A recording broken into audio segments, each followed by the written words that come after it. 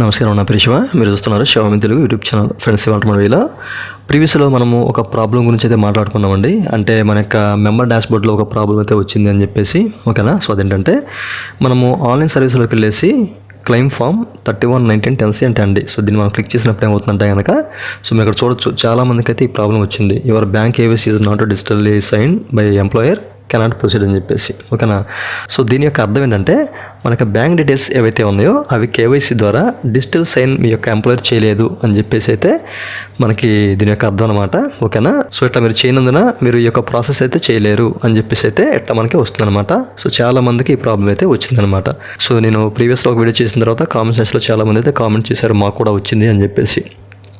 అట్లాగే కొంతమంది వచ్చేసరికి ఈ యొక్క ప్రాబ్లం ఎట్లా ఫేస్ చేయాలి, అసలు మేము యొక్క ప్రాబ్లం ఎట్లా సాల్వ్ చేసుకోవాలి, సో దాని గురించి ఒక డెమో అయితే చూపించండి, ఒక వీడియో చేయండి అని చెప్పేసి అయితే నన్ను కామెంట్ సెక్షన్లో అడిగారు.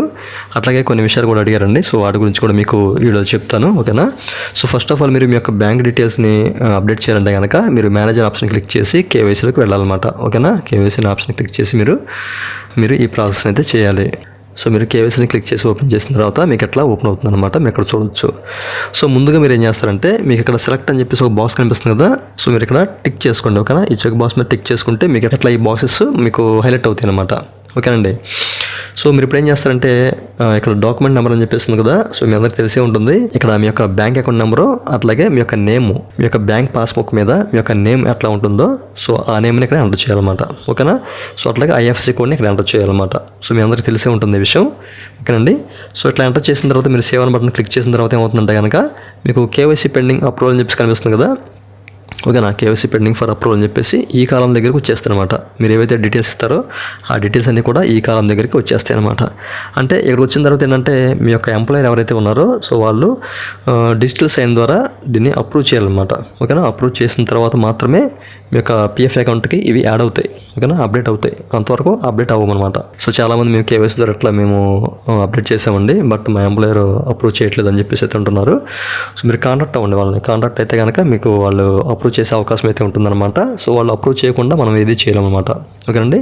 సో మనం గాను ఏమీ చేయలేము. సో వాళ్ళు తప్పనిసరిగా అప్రూవ్ చేయాల్సిందే. అయితే ఇంకొంతమంది ఏంటంటే, మేము ఇట్లా సేవ్ అని బటన్ క్లిక్ చేసినప్పుడు మాకు గంటల తరబడి లోడింగ్ అని చెప్పేసి వస్తుందండి. సో మేము ఈ ప్రాబ్లం ఎట్లా సాల్వ్ చేసుకోవాలి అని చెప్పేసి అంటున్నారు. సో దాని గురించి కూడా మీకు ఇప్పుడు ఈ వీడియో చెప్తాను, ఓకేనండి. సో మీకు ఎప్పుడైతే మీ యొక్క ఎంప్లాయర్ యాక్సెప్ట్ చేస్తారో, ఓకేనా, సో ఈ యొక్క డీటెయిల్స్ అప్రూవ్ చేస్తారో అప్పుడు మీకు డిజిటల్లీ అప్రూవ్డ్ KYC ఈ కాలంలోకి వచ్చేస్తారనమాట, ఓకేనండి. అయితే ఫస్ట్ ఆఫ్ ఆల్ ఏం చేస్తానంటే, నా యొక్క డాక్యుమెంట్ నెంబరు, అట్లా నా యొక్క నేము అండ్ IFSC కోడ్ వీటన్నింటిని ఎంటర్ చేసి నెక్స్ట్ ప్రాసెస్ ఏ విధంగా ఉంటుంది అంటే, చాలామంది లోడింగ్ ఇట్లా గంటల తర్వాత లోడింగ్ తీసుకుంటుంది అని చెప్పేసి అంటున్నారు కదా. సో దాని గురించి అయితే ఇప్పుడు మీకు చెప్తాను. ఫస్ట్ ఆఫ్ ఆల్ నాకు సంబంధించిన డీటెయిల్స్ అనేవి ఇక్కడ ఎంటర్ చేస్తాను. ఈ విధంగా మీకు సంబంధించిన ఒక బ్యాంక్ అకౌంట్ నెంబరు, అంటే మీరు ప్రీవియస్లో ఏదైతే ఇచ్చారో, అంటే ఇంతకుముందు మీరు లింక్ చేసి ఉంటారు కదా బ్యాంక్ అకౌంట్ నెంబరు, సో దాన్నే మళ్ళీ మీరు ఎంటర్ చేయొచ్చు, అట్లాంటి ప్రాబ్లం అయితే లేదు. లేదనుకుంటే మీరు కొత్తగా వేరే అకౌంట్ ఇచ్చుకోవాలంటే సో వేరే అకౌంట్ కూడా ఇచ్చుకోవచ్చు అనమాట, అట్లాంటి ప్రాబ్లం అయితే లేదనమాట, ఓకేనా. సో ఇట్లా మీకు సంబంధించిన డీటెయిల్స్ అన్ని ఎంటర్ చేసిన తర్వాత మీ యొక్క బ్యాంక్ అకౌంట్ నెంబరు, అట్లాగే మీ యొక్క name and IFSC code, so ఇవైతే మీరు 1-2 సార్లు అయితే క్రాస్ చెక్ చేసుకోండి. క్రాస్ చెక్ చేసుకున్న తర్వాత మాత్రం మీరు సేవ్ అని బటన్ క్లిక్ చేయండి. ఎందుకంటే మీరు క్లెయిమ్ చేసేటప్పుడు మీకు ప్రాబ్లం అయ్యే అవకాశం అయితే ఉంటుందన్నమాట, ఓకేనా. మీరు రాంగ్గా బ్యాంక్ డీటెయిల్స్ ఇచ్చారంటే క్లెయిమ్ చేసే టైంలో మీకు కొన్ని ఇబ్బందులు అయితే ఎదురయ్యే అవకాశం అయితే ఉంటుంది. సో వాటి గురించి నేను చెప్పాల్సిన పని అయితే లేదు, ఎందుకంటే మీలో చాలామంది యొక్క ప్రాబ్లమ్స్ అయితే ఫేస్ చేశారు, ఓకేనా. సో ఇట్లా మీరు ఎంటర్ చేసిన తర్వాత ఈ సేవ్ అని బటన్ క్లిక్ చేయండి. సో క్లిక్ చేసిన తర్వాత ఏమవుతుందంటే, మనకి లోడింగ్ అయితే తీసుకుంటుంది, చాలా టైం అయితే తీసుకుంటుంది అనమాట ఇది, ఓకేనా. సో మీ యొక్క ఇంటర్నెట్ స్పీడ్ ఎక్కువగా ఉంటే కనుక, ఓకేనా, హై స్పీడ్లో ఉంటే కనుక మీరు 10 సెకండ్స్ అయితే వెయిట్ చేయండి. లేదనుకుంటే కనుక 20 సెకండ్స్ వెయిట్ చేయండి. వెయిట్ చేసిన తర్వాత ఏం చేస్తారంటే మళ్ళీ మీరు రిఫ్రెష్ చేయండి, ఓకేనా. సో నాకైతే 10 సెకండ్స్ అయితే అయిపోయి ఉంటుంది. రిఫ్రెష్ చేయండి. సో రిఫ్రెష్ చేస్తే ఏమవుతుందంటే, మీరు ఇక్కడ చూడొచ్చు, నాకు లాగౌట్ అయ్యే అవకాశం ఉంటుందేమో. సో లాగౌట్ అయితే అయిపోయింది. సో మళ్ళీ మీకు చూపిస్తాను, ఓకేనా. సో మళ్ళీ నేను లాగిన్ అయ్యి చూపిస్తాను మీకు. సో లాగిన్ అయ్యాను, మళ్ళీ KYC డీటెయిల్స్ మీద క్లిక్ చేస్తున్నాను. సో లోడింగ్ తీసుకున్న తర్వాత మీరు ఇక్కడ చూడొచ్చు, ఆటోమేటిక్గా ఏంటంటే KYC పెండింగ్ ఫర్ అప్రూవల్లోకి ఆ యొక్క డీటెయిల్స్ అనేవి వచ్చేసాయి. నేను ఏదైతే యాడ్ చేశానో ఆ యొక్క డీటెయిల్స్ అనేవి వచ్చేసాయి ఇక్కడ, మీరు ఇక్కడ గమనించవచ్చు, ఓకేనండి. సో ఈ విధంగా మీకు లోడింగ్ తీసుకుంటే కనుక మళ్ళీ మీరు రిఫ్రెష్ చేయండి. సో రిఫ్రెష్ చేసే టైంలో లాగౌట్ అయ్యే అవకాశం కూడా ఉందన్నమాట. సో నాకైతే లాగౌట్ అయిపోయింది. సో మళ్ళీ నేను సైన్ ఇన్ అయ్యి మళ్ళీ మీకు చూపిస్తున్నాను అనమాట ఇది. ఓకేనండి. ఎందుకంటే మనము లాంగ్ టైం ఈ యొక్క ప్రాసెస్ చేస్తే కనుక ఆటోమేటిక్గా లాగౌట్ అయ్యే అవకాశం అయితే ఉంటుందన్నమాట. సో మనం ఈ యొక్క ప్రాసెస్ అనేది చాలా స్పీడ్గా అయితే చేయాలి. బట్ మీకు వీడియో చేసి చూపిస్తున్నాను కాబట్టి కాస్త టైం అయితే పట్టింది కాబట్టి నాకు రిఫ్రెష్ చేసినప్పుడు అయితే లాగౌట్ అయిపోయింది అనమాట. ఆటోమేటిక్గా మళ్ళీ లాగిన్ అయ్యి మళ్ళీ మీకు చూపిస్తున్నాను అనమాట. ఓకేనా.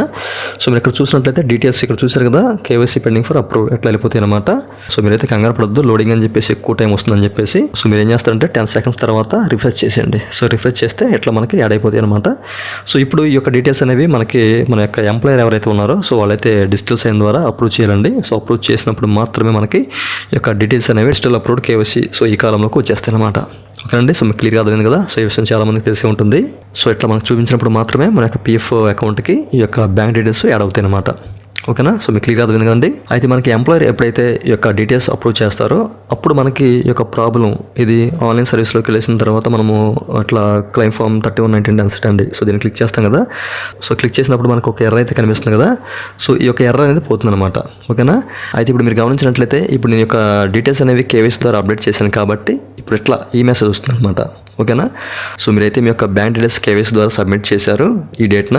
సో ఇంకా పెండింగ్లో ఉంది. ఓకేనా. మీ ఎంప్లాయర్ ఇంకా యాక్సెప్ట్ చేయాలి. యాక్సెప్ట్ చేస్తేనే మీరు ఈ యొక్క ప్రాసెస్ చేయగలరు అని చెప్పేసి ఎట్లా వస్తుంది అనమాట. ఓకేనా. సో మీరు అందరూ ముందు చూశారు కదా. అయితే మనకి ఎప్పుడైతే యాక్సెప్ట్ చేస్తారో మన యొక్క ఎంప్లాయర్ అప్పుడు మనకి ఈ ప్రాబ్లం అనేది పోతుందన్నమాట. ఓకేనా. 100% పోతుంది. సో మీరైతే కంగారు పడొద్దు.